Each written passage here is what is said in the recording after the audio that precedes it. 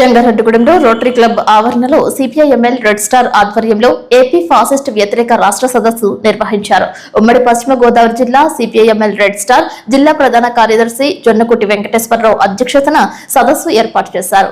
ఆహ్వాన సంఘం అధ్యక్షులు వై రాజేంద్ర ప్రసాద్ మాట్లాడారు. ఈ కార్యక్రమానికి ముఖ్య అతిథిగా సుప్రీంకోర్టు న్యాయవాది ఎన్ శ్రీమన్నారాయణ హాజరయ్యారు. ఈ సభలో doctor Alugu Anand Shekhar, CPIML red star రాష్ట్ర కార్యదర్శి అలుపుర వెంకటేశ్వరరావు, రాష్ట్ర నాయకులు రంగనాథం, మాదేపల్లి వెంకటరత్నం, భీమవరపు సుబ్బారావు, తోట జీవన్న, పల్నాడు జిల్లా నాయకులు Gurrapusala Ramannayya, Venugula Pushpalatha, Madakam Ramanna, Dharmarao, CPIML red star స్థానిక నాయకులు మందలపల్లి రాజు, తామర సత్యనారాయణ, లాగు కుటుంబరావు, ఆనందరావు తదితరులు పాల్గొన్నారు. పలు అంశాలను వివరించారు.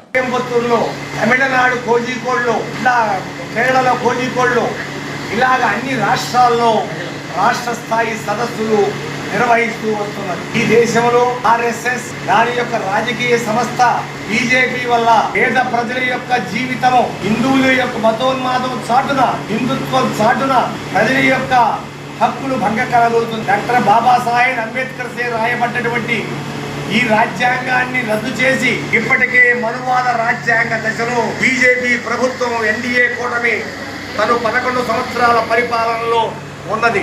దానికి అనుగుణంగానే మన రాష్ట్రంలో కూడా డబుల్ ఇంజిన్ ప్రభుత్వం పేరుతో బీజేపీ అడుగులొత్తుతున్నారు. కేంద్రంలో పార్లమెంట్ లో చేసే ప్రతి చట్టానికి, బీజేపీ చేసే ప్రతి చట్టానికి, 3 వ్యవసాయ రంగ చట్టాలకి, లేబర్ కోడ్కి, ఇందాక చెప్పినటువంటి సివిల్ అమెండ్మెంట్ యాక్ట్ కి, ఎన్పిఆర్ కి, అట్లానే నేషనల్ పీపుల్స్ రిజిస్టర్ కి, ఎన్ఆర్సీకి మొదలగు చట్టాలన్నిటికీ కూడా దీనివల్ల కార్మికుల హక్కులు కోల్పోతున్నారు. మతం చాటున అంబానీకి, ఆదానీకి ఈ దేశాన్ని తాకట్టు పెడుతున్నారు.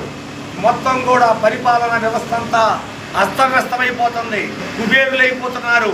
అంబానీ, ఆదానీ, టాటా, బిర్లా, గోయంకే ఇటువంటి వాళ్ళందరూ కూడా మహాకోటేశ్వరులు అవుతున్నారు.